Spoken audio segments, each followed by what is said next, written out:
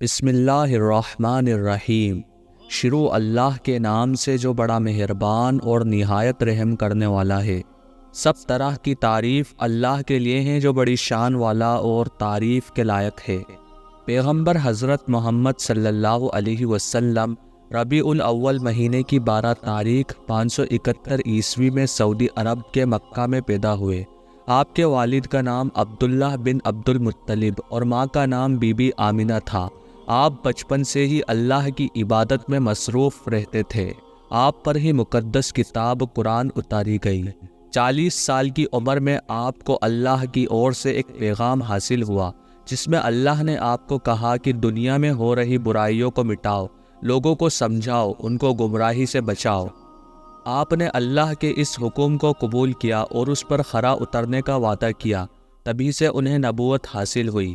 آپ کی وفات بھی ربیع الاول مہینے کی 12 تاریخ 632 عیسوی کو تیز بخار کی وجہ سے ہوئی۔ وفات کے وقت آپ 62 سال کے تھے۔ پیغمبر حضرت محمد مصطفیٰ صلی اللہ علیہ وسلم اللہ کے مطابق بھیجے گئے اسلام کے آخری پیغمبر اور نبی ہیں۔ آپ نے ہی اسلام مذہب کو کافی اونچائیوں تک پہنچایا۔ اس دور میں عرب میں لوگوں کا بہت برا حال تھا۔ اس وقت وہاں ہر ورگ کا اپنا الگ مذہب تھا اور ان کے الگ الگ طرح کے دیوی دیوتا تھے۔ کوئی مورتی کو پوجتا تھا تو کوئی طاقتور بادشاہوں کو اپنا بھگوان مانتا تھا، کوئی جانوروں کو پوجتا تھا تو کوئی شیطانوں کو۔ سب کے اپنے الگ الگ دیوتا تھے۔ اس کے علاوہ وہاں ہنسک بھاونا سبھی لوگوں میں تھی۔ سبھی ایک دوسرے کے دشمن، ان کے خون کے پیاسے تھے۔ وہاں کوئی بھی سرکشت اور محفوظ نہیں تھا۔ عورتیں اور بچے تک محفوظ نہیں تھے۔ اس برے دور کو ختم کرنے کے لیے اللہ نے پیغمبر حضرت محمد مصطفیٰ صلی اللہ علیہ وسلم کو پیغمبر بنایا۔ دنیا کی ہزاروں سال پرانی آبادی میں ہزاروں نبی اور رسول آئے۔ الگ الگ لوگوں نے الگ الگ انداز میں پرانے مذہبوں کا پرچار کیا، اور پھر ایک ایسا بھی دور آیا کہ لوگ خدا کو بھول بیٹھے تھے اور طاقتور بادشاہوں کو ہی خدا مان بیٹھے تھے۔ ایسے بادشاہوں نے بھی اپنی خدائی ہونے کا دعویٰ کرنا شروع کر دیا تھا۔ دنیا کے ایسے بگڑے ماحول میں الگ الگ ورگوں میں بٹی ایک دوسرے کے خون کی پیاسی دنیا ہر اعتبار سے گمراہ ہو چکی تھی۔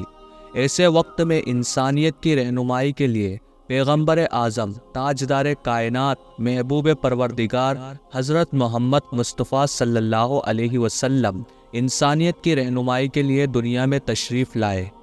آپ نے لوگوں سے فرمایا کہ اے دنیا والو، میں کسی ایک قبیلے، خاندان، ملک والوں کا ہی بھلا نہیں چاہتا، بلکہ میں تو پوری دنیا انسانیت کی رہنمائی کے لیے امن اور رحمت کا پیغام لے کر آیا ہوں۔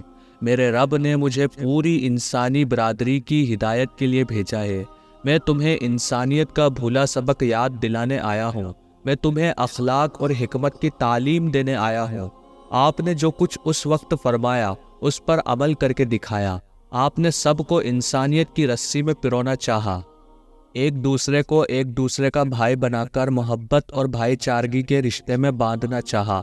تو اس کے لیے ضروری تھا کہ لوگوں کی سوچ ایک طرف لائی جائے، ان کو ایک اللہ کی عبادت کی اور لایا جائے۔ مطلب یہ تھا کہ اگر سارے لوگ ایک ہی معبود کی عبادت کریں گے تو ہی ایک بن کر رہنے کا سبق سیکھیں گے۔ لوگوں کو انسانیت اور بھائی چارگی کی بنیادوں پر جمع کرنے کے لیے آپ نے جات پات کی دیواروں کو ختم فرما دیا، کالے گورے کے فرق کو مٹا دیا، عربی اعظمی کا فرق ختم فرما کر سب کو اسلام کی لائن میں کھڑا کر دیا۔ آپ نے اسلام کا پیغام بھٹکے ہوئے لوگوں تک پہنچایا، وہ لوگ جو طاقتور بادشاہوں کو ہی خدا سمجھ بیٹھے تھے۔ آپ نے لوگوں کو سمجھایا کہ دولت، شہرت، بادشاہی ہونے سے کوئی عزت دار نہیں بن سکتا۔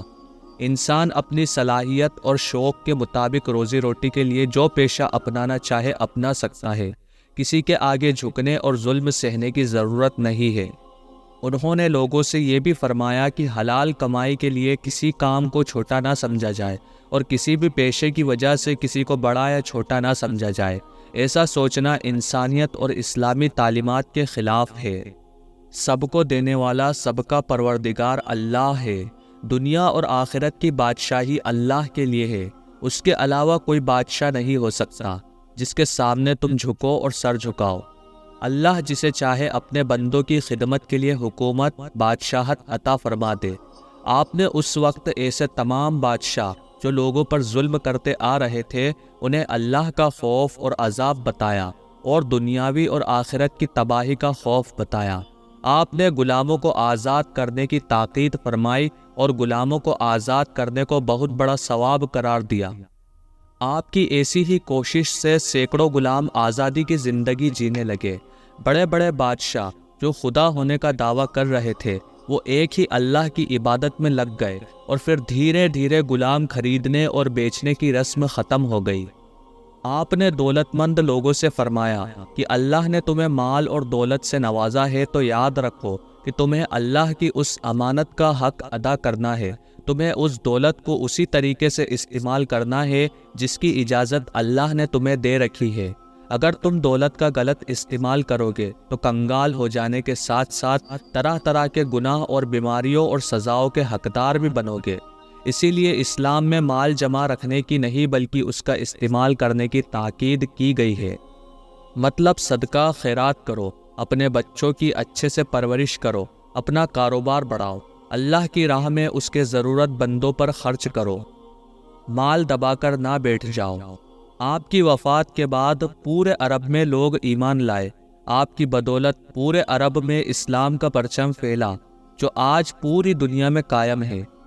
پیغمبر اسلام محمد مصطفیٰ صلی اللہ علیہ وسلم کی انہی مبارک تعلیمات پر مسلمان عمل کرے اور خوشحال رہیں۔ آمین۔